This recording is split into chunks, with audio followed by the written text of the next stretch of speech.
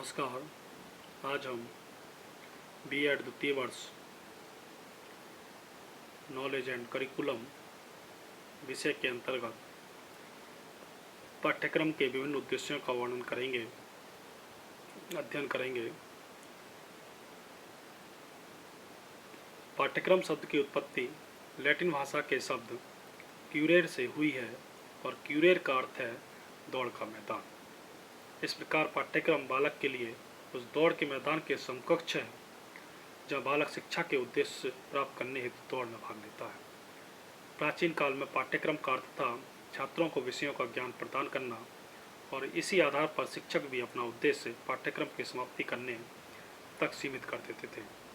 परंतु वर्तमान युग में पाठ्यक्रम में सिर्फ विषय ज्ञान को ही सम्मिलित नहीं करते, परंतु जीवन के अनुभवों, क्रियाओं और विचारों को भी सम्मिलित करते हैं। इसीलिए आज का पाठ्यक्रम संभवतः सिर्फ ज्ञान देने तक ही सीमित नहीं, वरन यह बालक के व्यक्तित्व के विकास पर भी ध्यान देता है।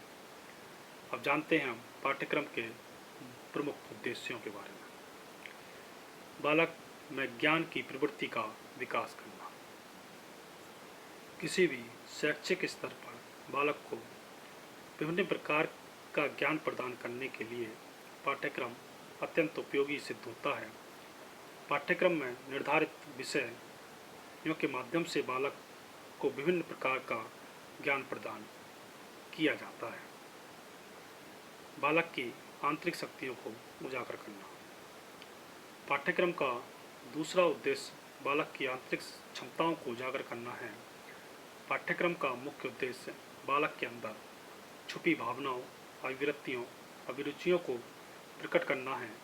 ऐसा करने से बालक की शिक्षण अधिगम प्रक्रिया सुचारू रूप से चलती रहती है। बालक की विभिन्न मानसिक क्षमताओं का विकास करना। पाठ्यक्रम की सहायता से बालक की विभिन्न मानसिक क्षमताओं, शक्तियों का विकास किया जाता है। प्रभावी पाठ्यक्रम ही इस प्रकार की क्षमताओं के विकास में सहायक सिद्ध हो सकता है। बालक में इस विभिन्न मानसिक शक्तियों के विकास से ही तर्क, वितर्क, चिंतन, मनन, उचित अनुचित में अंतर और निर्णय और स्मरण शक्ति का विकास होता है। बालक की नैतिक और चारित्रिक विकास करना। पाठ्यक्रम के माध्यम से बालक के नैतिक चारित्रिक विकास को भी गति मिलती है, क्योंकि पाठ्यक्रम ही बालक में अनेक नैतिक गुणों जैसे सहयोग, सद्भाव, संयम, प्रेम भाव, ईमानदारी आदि का विकास करता है। इन्हीं नैतिक गुणों से बालक के चरित्र का विकास होता है। बालक का सांस्कृतिक विकास करना। पाठ्यक्रम के माध्यम से बालक को अपनी और अन्य राष्ट्रों की संस्कृति, खान-पान, रहन-सहन और वेशभूषा आदि से परिचित करवाया जाता है। आधुनिक युग में भी यदि हम अपनी प्राचीन सभ्यता और संस्कृति का ज्ञान प्राप्त करना चाहें तो पाठ्यक्रम ही हमारी सहायता कर सकता है। पाठ्यक्रम के माध्यम से ही किसी राष्ट्र का सभ्यता और संस्कृति का संरक्षण और हस्तांतरण संभव हो सकता है। बालकों का चहुमुखी विकास करना। किसी भी राष्ट्र के पाठ्यक्रम का मुख्य उद्देश्य बालक का चहुमुखी विकास माना जाता है। यदि पाठ्यक्रम उपयोगी नहीं माना जा सकता, पाठ्यक्रम की उपयोगिता बालक में चहुमुखी विकास पर निर्भर करती है। यहाँ चहुमुखी विकास से हमारा अभिप्राय बालक के शारीरिक, मानसिक, सामाजिक और सांस्कृतिक, बौद्धिक, नैतिक और व्यावसायिक और आध्यात्मिक विकास से है। बालक की रुचियों, योग्यताओं और क्षमताओं का विकास करना।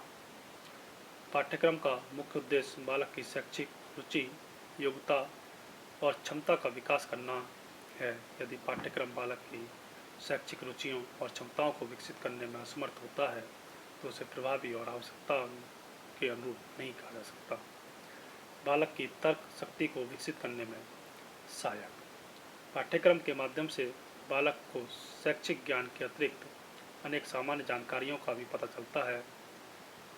उसमें किसी भी विषय के उचित या अनुचित होने का पता चलता है। किसी भी विषय या तत्व पर तर्क संगत निर्णय लेने और निरीक्षण में भी पाठ्यक्रम ही अत्यंत उपयोगी माना जाता है। मस्तिष्कीय गतिशीलता और व्यापकता प्रदान करना। पाठ्यक्रम के माध्यम से मस्तिष्क को गतिशीलता और व्यापकता प्रदान की जाती है। बालक में प्रजातांत्रिक भावनाओं को विकसित करना। पाठ्यक्रम का उद्देश्य बालकों में प्रजातांत्रिक गुणों का विकास करना भी है। किसी भी राष्ट्र की शिक्षा बालक को उत्तम नागरिकता हेतु तैयार करती है, जिससे बालक में समानता, स्वतंत्रता और भ्रातृभाव आदि मूल्यों का विकास होता है। यही मूल्य बालक की प्रजातांत्रिक भावनाओं को विकसित करने में सहायक है। बालक को भावी जीवन हेतु तैयार करना। पाठ्यक्रम का मुख्य उद्देश्य कुशल जीवन की प्राप्ति भी है। कोई भी शिक्षा बालक को कुशल भावी जीवन की तैयारी हेतु प्रयास करती है। विभिन्न शैक्षिक विषय बालक को विभिन्न प्रकार के ज्ञान के साथ साथ भावी जीवन के लिए तैयार कर भी करते हैं। इन्हीं विषयों के ज्ञानार्जन से बालक में शारीरिक, मानसिक, सामाजिक, नैतिक, सांस्कृतिक, सांवेगिक और आध्यात्मिक विकास होता है, जो बालक के उचित समायोजन में अत्यंत सहायक सिद्ध होते हैं। बालक का व्यावसायिक विकास करना। पाठ्यक्रम का उद्देश्य बालक को विभिन्न विषयों के ज्ञानार्जन के अतिरिक्त विभिन्न व्यावसायिक कुशलताओं से अवगत करवाना है। इससे बालक में किसी हस्तकौशल का विकास संभव होता है। व्यावसायिक पाठ्यक्रम बालक को किसी व्यवसाय विषय से जोड़ता है, जिससे बालक का भावी जीवन सुखमय बनता है। बालक का व्यवहारिक विकास करना। पाठ्यक्रम का मुख्य उद्देश्य बालक में व्यवहारिकता का विकास करना है। पाठ्यक्रम का मुख्य उद्देश्य बालक में व्यवहारिकता का विकास करना है। पाठ्यक्रम में निहित पाठ्य सहगामी क्रियाएं भी इस कार्य में पूर्ण सहायक मानी जाती हैं। बालक में सामाजिक उत्तरदायित्वों के निर्वाह की योग्यता का विकास करना। समाज में रहकर बालक को विभिन्न सामाजिक संबंधों का निर्वाह करना पड़ता है। समाज में उत्तम सम्मान और स्थान प्राप्त करना ही पाठ्यक्रम की कुशलता का परिचायक है। सामाजिकता और सामाजिक जिम्मेदारियों का निर्वाह ही व्यक्ति को समाज में उत्तम सम्मान प्रदान करवाता है। बालक की सृजनात्मक शक्तियों का विकास करना। प्रत्येक बालक बाल्यकाल से ही सृजनशील होता है, परंतु पाठ्यक्रम उसकी सृजनशीलता को गति प्रदान करता है।